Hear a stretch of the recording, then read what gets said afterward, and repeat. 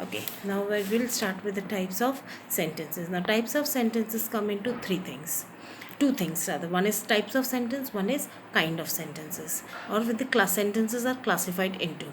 Now, first when we will talk about the types of sentences, the types of sentences are into three things: simple sentence, compound sentence, complex sentence. Now, what is first topic? Simple sentence. Simple sentences is a sentence which has one subject, one predicate, and one verb. I'm telling it again: one subject, one predicate, one verb. That makes a simple sentence. The sun shines brightly. Sun is the subject. Shines is brightly is shines brightly. Shines is the verb. Shines is verb, and brightly is what? It's the object, or means you can say shines brightly becomes a predicate. This is the thing जहाँ पर सिर्फ एक subject एक predicate होता है, उसे क्या कहते हैं?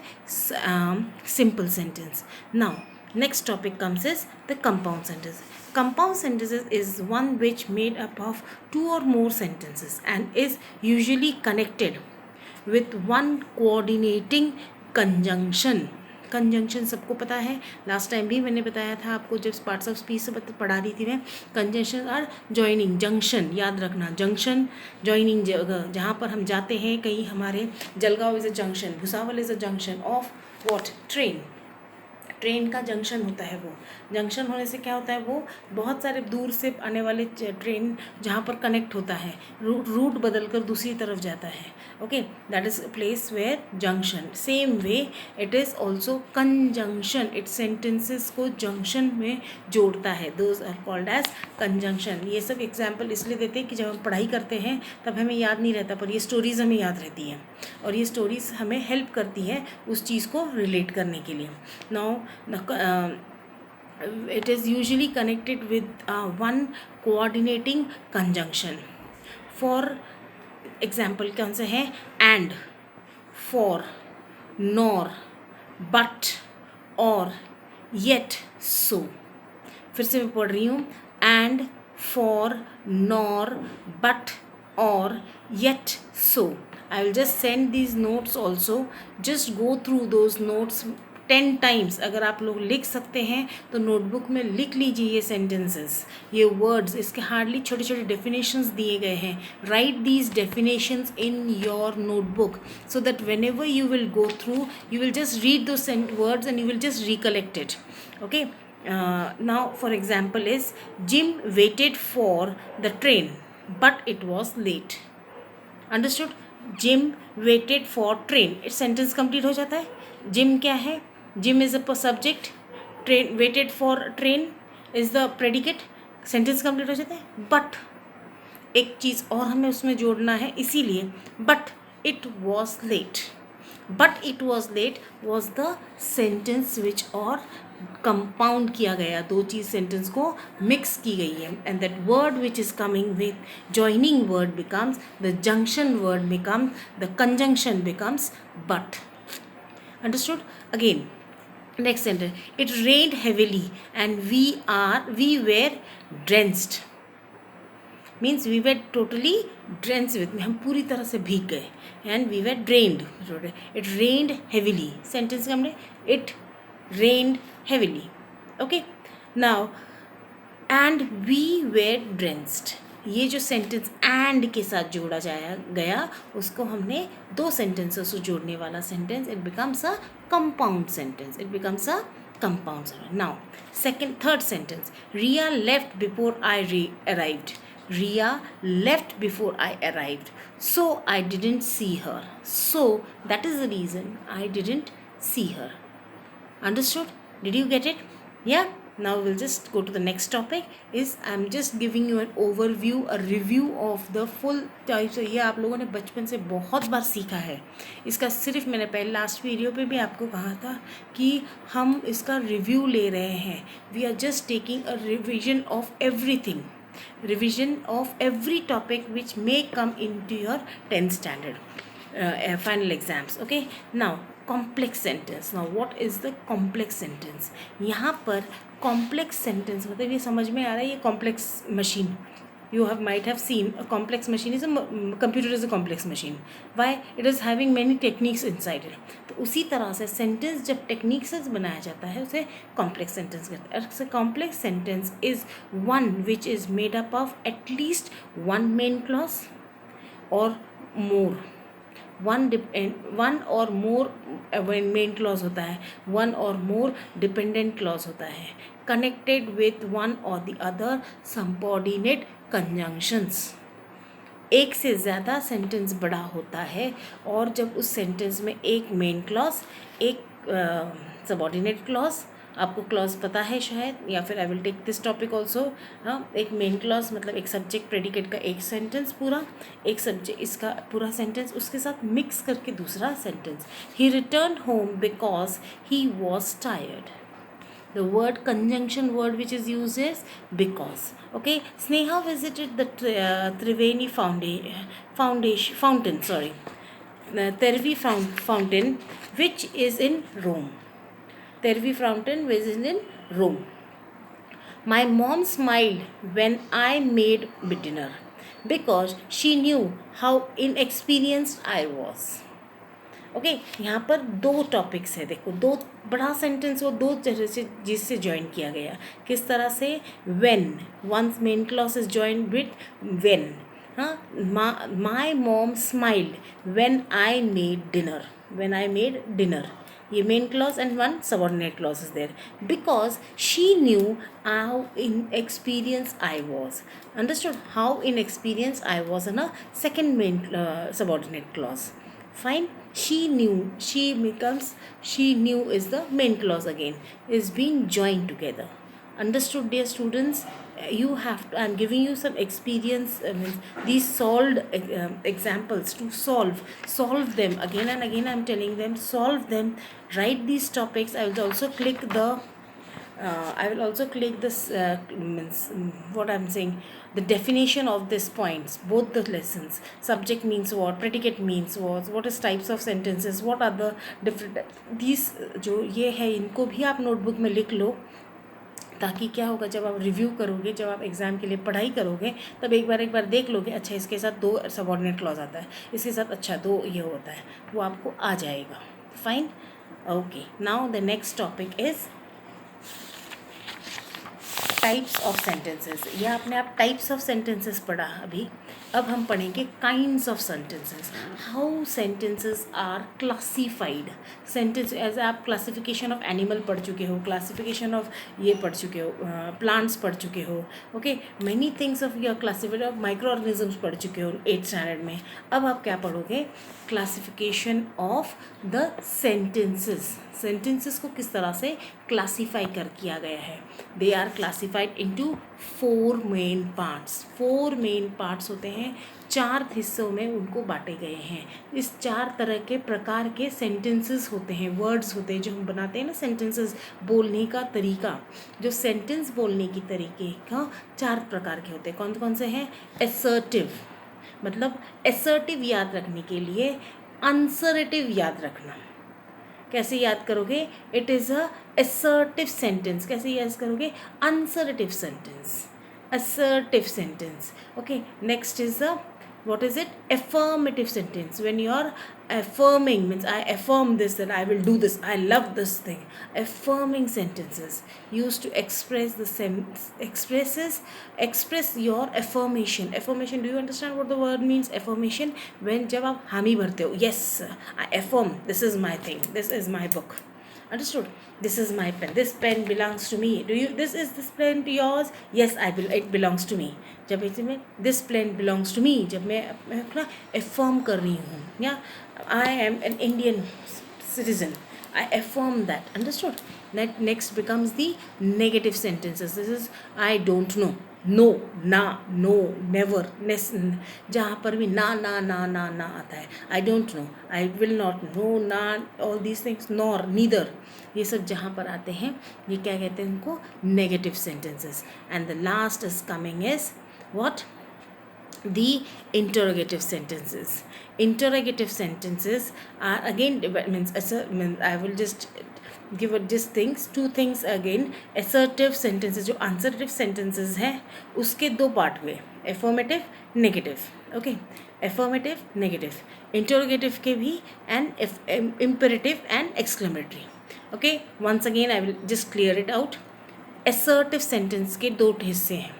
assertive sentence के या तो affirm करते हो, accept it, और deny it. affirmative, negative, दो आ गए. I am sorry, I just missed out one thing.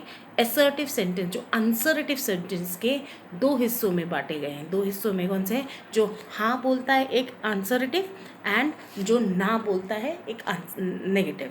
Okay, that means affirmative and negative. Second becomes the interrogative. What is interrogative? Where you are interrogation, जहाँ पर भी आपको question पूछा रहे हैं. जैसे the police took the thief for interrogation. This is very the police taken this for interrogation. Interrogation मतलब जहाँ पर पूछताछ की जाती है. तो पूछताछ किससे होती है? WH क्वेश्चन से होती है. किससे होती है? WH questions. Always this means किसी भी तरह की क्वेश्चन मार्क वाला सेंटेंस जब आता है उसे कहते हैं interrogative sentence. Now third becomes what? The third is the imperative sentences. Imperative sentences, get lost, get out. These sentences are imperative. जब जहाँ पर हम कमांड छोड़ते हैं, don't come to my house, never ever. Okay, कभी मेरे घर पे मत आना. ये जो never ever जो sentences जब हम कमांड की तरह रूल सेट करते हैं उसको क्या कहते हैं? imperative sentences. What is it called as? imperative sentence. Next comes is exclamatory. Oh my God, OMG. ये आजकल बहुत इजी यूज़ किया जाता है. ओ माई गॉड बोलना भी बहुत ज़रूरी है. Ouch. these words are used. Why these things are? Where we show our exclamation. What we show our exclamation, where we the feeling is been strong feeling is being shown. That is called as exclamatory sentence, which express our emotions, where we express our emotions. Now again I will say, dear children, assertive sentences are of two parts. Assertive मतलब उसको अगर assertive याद नहीं रहता है तो आप उनको हमेशा पढ़ते वक्त ही बोलना आंसरेटिव सेंटेंस. आंसर मतलब जब भी आपका क्वेश्चन आपको पूछा जा रहा है तो उसके जब आंसर फॉर्म में आप कोई आंसर सेंटेंस बता रहे हो तो वो कैसे होता है? दो तरीके का होगा, या तो पॉजिटिव होगा या तो नेगेटिव होगा. तो आंसरेटिव सेंटेंस या assertive sentences are always into affirmative. जो आंसर सही मतलब यस में है तो एफर्मेटिव, नो में है तो negative. Understood? Am I clear? Next comes interrogative sentences. जब वहाँ पर इंटरोगेट करते हैं, जब क्वेश्चंस पूछते हैं, उसको क्या कहते हैं? Interrogative sentences. The third things becomes what? imperative sentence. Imperative sentences are used to command, warning, request, suggestion or advice. Okay, please be seated. Please be seated. This is a command given to you. Okay, fine, I will accept it. Okay, accept it. I am sorry. Yeah, this is a request. Can you please do for me? This is the request. Suggestion. Don't come to my place hereafter. Yeah, this is a command also as well as a suggestion. You can do it, otherwise it is your wish. Fine, this kind of suggestion is given. Fine. Now again, next comes, what is it? Exclamatory sentences, which shows your strong emotions. Ouch, I am hurt to my leg, I hurt myself. Okay, oh my God, what a marvelous scar you have got for me. Marvelous scar, oh my God. Then these words are called, wow, what a fantastic expressive drama I have seen. What a fantastic movie. What awesome. These words are called what? As it is exclamatory sentences. Exclamatory sentences पता करना बहुत easy है. उसमें एक exclamation mark होता है. Okay, next imperative sentences पता करना बहुत इजी है कि इम्पेरेटिव सेंटेंसेस हमेशा कमांड पर होगा. एक sir shut up, just get lost, ये सब कमांड होते हैं उसमें.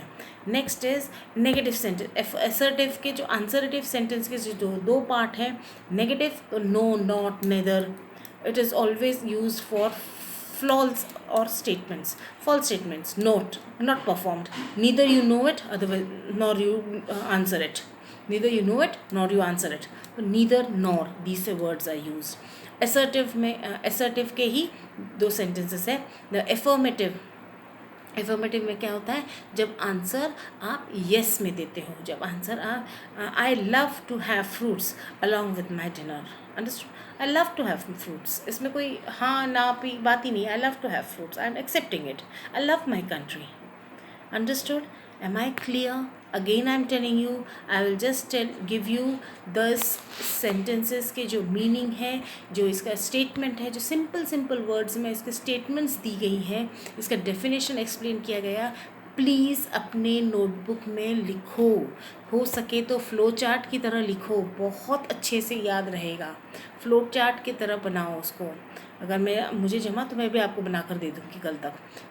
फ्लो चार्ट के बनाओगे तो वो जल्दी से जल्दी एक्सेप्ट होगा. ये क्या है, क्लासिफिकेशन ऑफ सेंटेंसेस. और इसके पहले जब मैंने कंपाउंड, सिंपल और कॉम्प्लेक्स सिखाया, वो क्या है, types of sentences. These are types of sentences, these are kinds of sentences और the classification of sentences. First classification is assertive और we call it as answerative. इसके दो पार्ट्स होते हैं. दो पार्ट्स कौन से हैं, affirmative, negative. Then comes interrogative, उसके बाद imperative, उसके बाद exclamatory. Do you remember? You will remember. Again I am click all these and please solve the examples. Just solve these examples. Which type of sentence it is, you just tell me. And transformation of sentence into the mentioned form. जो word दिया गया है उसके मुताबिक, जैसे अगर मैंने आपको एक सिंपल एग्जाम्पल बताया, whom should we go to in case we have trouble playing the CD. किसके पास हमें जाना चाहिए अगर हमें CD प्ले करने के लिए तकलीफ हो रही है. This is what the sentence says. इसमें अभी क्या है, whom should be, whom means in which form it is in question form, interrogative form. उसको आपने क्या करना है, change it into answerative form, means assertive form में, answerative form में करना है. तो कैसे करोगे, I am unaware about whom should I go for the case. कहाँ जाऊँ मैं, मुझे पता नहीं मैं कहाँ जाऊँ. Understood? This becomes a answerative form. The word whom gets less.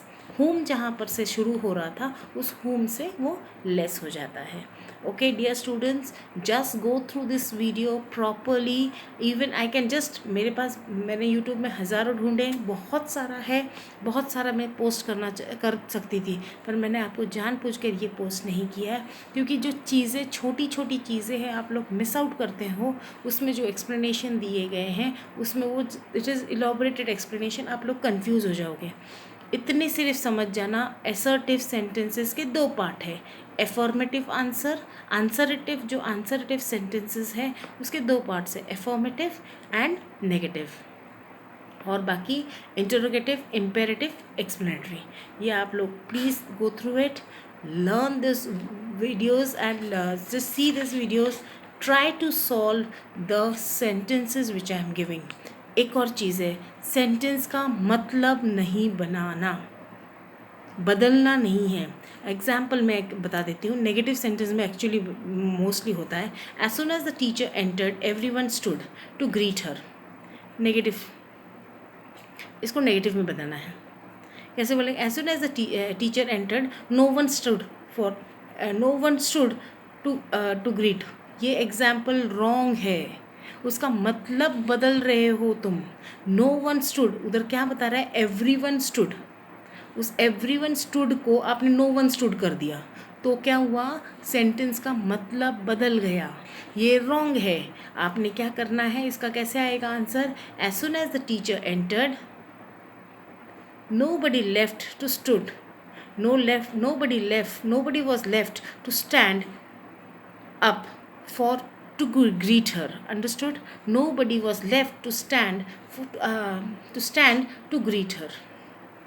Understood? Nobody was left, ये वर्ड आपने ऐड किया है उसमें, बट उसका मतलब नहीं बदलता. as soon as the teacher entered, everybody stood up to greet her. ये सेंटेंस है, उसका आंसर क्या आएगा? As soon as the teacher entered, nobody was left to stand up to greet her. Understood? इसका मतलब बदला नहीं है. तो ये सेंटेंस फॉर्मेशन करते वक्त हमेशा याद रखना, सेंटेंस का मतलब गलत उल्टा बना मत देना.